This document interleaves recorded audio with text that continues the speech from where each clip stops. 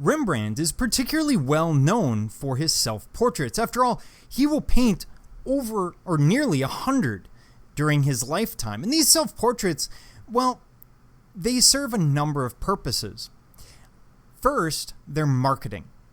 Obviously, as an artist, I don't A, want to wait for a commission, and B, even if I get a commission, I need to give that to someone. So I need something that I can keep around and use to show people my skill. Secondly, it's marketing in that it explains to people in visual terms what I'm about. Third, it acts as an element of self-expression, especially in a world where commissions are particularly strict, and you might be given almost every detail of a painting. So this allows them to express themselves. And that may sound odd because in the 20th and 21st centuries, we think of artists as expressing themselves. Oftentimes, students will use that as a definition of art. But keep in mind that we haven't gotten there yet. We're in the 17th century. So here, this self-portrait of 1659 gives us the artist depicting himself with a soft light on his face while his body seems to fall into darkness. This gives an air of dignity to the work, and it's meant as a sort of autobiography. The piece incorporates many of the stylistic and professional concerns of the artist. Here he holds the implements of his trade and wears his studio garb.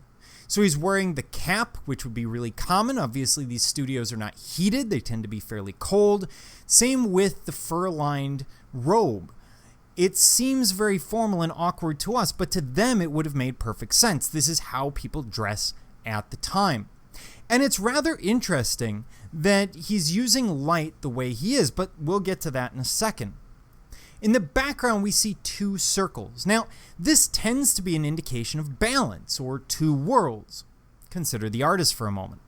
The artist typically lives in one world, the world of the artisan, of the craftsman, people like plumbers, etc., maybe up to the level of authors. But either way, the world of the craftsman, maybe working class or middle class, whereas their patrons tend to be of the upper classes, or at least wealthier than the artist.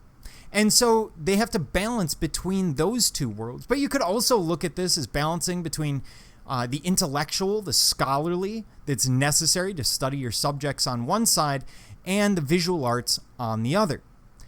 Either way, it gives us a sense of balance between two worlds.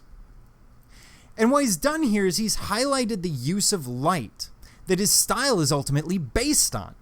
The deeply personal connection that he has to his craft and his impression of what an artist is. Now, to Rembrandt, art is something different. You'll see that he uses the light to highlight his head. Well, that's probably focusing on intellect, something that is very difficult to depict in art, especially a self-portrait, because you wouldn't want to put degrees, diplomas, and awards in the background. That would look gaudy. It would look selfish.